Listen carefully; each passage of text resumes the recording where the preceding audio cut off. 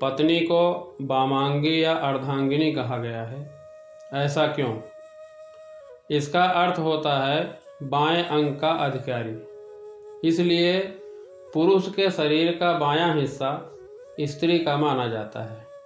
इसका कारण यह है कि भगवान शिव के बाएं अंग से स्त्री की उत्पत्ति हुई है, जिसका प्रतीक है शिव का अर्धनारीश्वर शरीर। यही कारण है कि हस्तरेखा विज्ञान की कुछ पुस्तकों में पुरुष के दाएं हाथ से पुरुष का और बाएं हाथ से स्त्री की स्थिति देखने की बात कही गई है। शास्त्रों में कहा गया है कि स्त्री पुरुष की वामांगी होती है। इसलिए सोते समय और सभा में, सिंदूरदान में, द्विरागमन में, आशीर्वाद ग्रहण करते समय और भोजन के समय स्त्री पति के बाईं तरफ रहना चाहिए। इससे शुभ फल की प्राप्ति होती है। वामांगी होने के बावजूद भी कुछ कामों में स्त्री को दाईं तरफ रहने की बात शास्त्र कहता है। शास्त्रों में बताया गया है कि कन्यादान, विवाह, यज्ञ कर्म, जात कर्म, नामकरण और अन्नप्राशन के समय पत्नी को पति के दाईं तरफ बैठना चाहिए।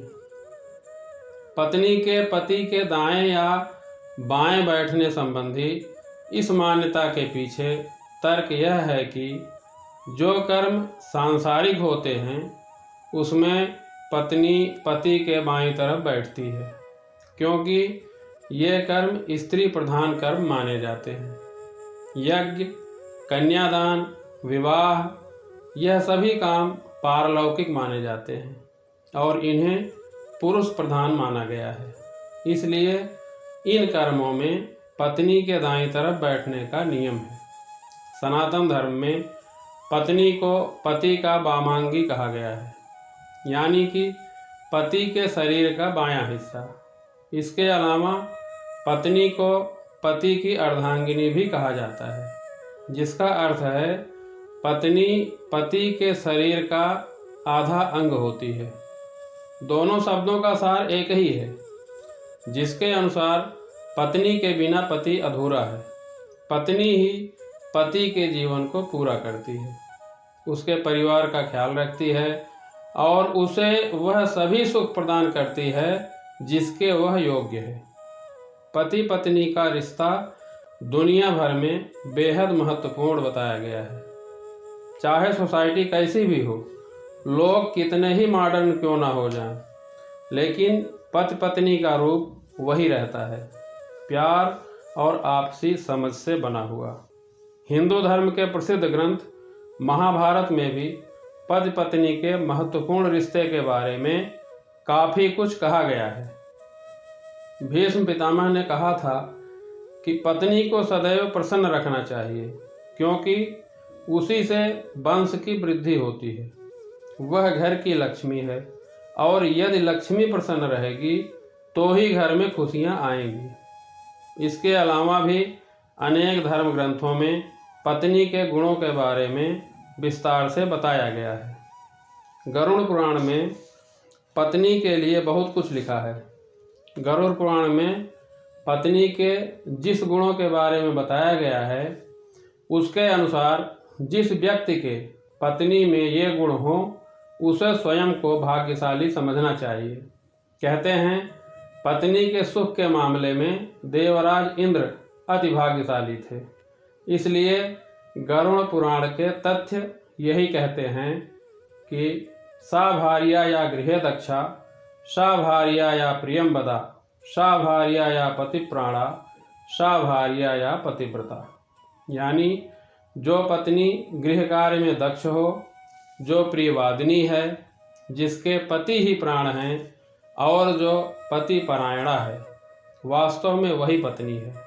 गृह कार्य में दक्ष से तात्पर्य है कि वह पत्नी जो घर के कामकाज संभालने वाली हो, घर के सदस्यों का आदर सम्मान करती हो, बड़ों से लेकर छोटों का ख्याल रखती हो, जो पत्नी घर के सभी कार्य जैसे भोजन बनाना, साफ सफाई करना, घर को सजाना, कपड़े बर्तन आदि को साफ करना, यह कार्य करती हो तो वह एक गुणी पत्नी कहलाती है। इसके अलावा बच्चों की जिम्मेदारी ठीक से निभाना, घर आए अतिथियों का मान सम्मान करना, कम संसाधनों में भी गृहस्थी को अच्छे से चलाने वाली पत्नी गुणी कहलाती है। ऐसी पत्नी हमेशा अपने पति की प्रिय होती है। प्रियवादिनी से मतलब है मीठा बोलने वाली। आज के ज़माने में जहाँ स्वतंत्र स्वभाव और तेज तर्रार बोलने वाली पत्नियां भी हैं, जो नहीं जानती कि किस समय किससे कैसे बात करनी चाहिए, अपने पति से सदैव संयमित भाषा में बात करने वाली, धीरे धीरे व प्रेम पूर्वक बोलने वाली पत्नी ही गुणी पत्नी होती है। विवाह के बाद एक स्त्री न केवल एक पुरुष की स्त्री बनकर घर में प्रवेश करती है, वरन वह उस नए घर की बहू भी कहलाती है। उस घर के लोगों और संस्कारों से उसका एक गहरा रिश्ता बन जाता है। शादी के बाद नए रीति रिवाज स्वीकारना ही स्त्री की जिम्मेदारी है। इसके अलावा एक पत्नी को एक विशेष प्रकार का धर्म का पालन भी करना होता है। विवाह के बाद उसका पहला धर्म होता है कि वह अपने पति व परिवार के हित में सोचे, लेकिन ये सब एक स्त्री के लिए तभी संभव है जब उसके ससुराल वाले भी उसी तरह संयमित रहें और उसका साथ दें। क्योंकि एक स्त्री जब अपने ससुराल जाती है तो एकदम से उसको सभी लोग अजनबी मिलते हैं, तो परिवार के सभी सदस्य उस नई बहू से प्रेम से बोलें, छोटी छोटी गलतियों पे उसे समझाएं, प्रेम से अपना संस्कार बताएं और खासकर उसके पति को भी पूरा साथ देना चाहिए। ऐसा कहा गया है, माँ और पत्नी दोनों को बेपनाह प्रेम करना चाहिए और दोनों को इज्जत देना चाहिए, क्योंकि एक तुम्हें इस दुनिया में लाई है वो माँ है और दूसरी सारी दुनिया को छोड़कर तुम्हारे पास आई है वो पत्नी है। इसलिए दोनों को इज्जत देना चाहिए। पति पत्नी मिलकर धर्म के कार्य में भी हाथ बटाना चाहिए। जब तब पूजा पाठ, भगवान का ध्यान भी करना चाहिए। हमारे पहले बहुत से ऋषि मुनि हुए थे जो जंगलों में रहते थे, तपस्या करते थे, वो शादीशुदा थे, वो सब तपस्वी थे और सब गृहस्थ थे। तो गृहस्थ में भी हमें धर्म का पालन करना चाहिए, धर्म नहीं छोड़ना चाहिए, भगवान का भजन जरूर करना चाहिए। धन्यवाद।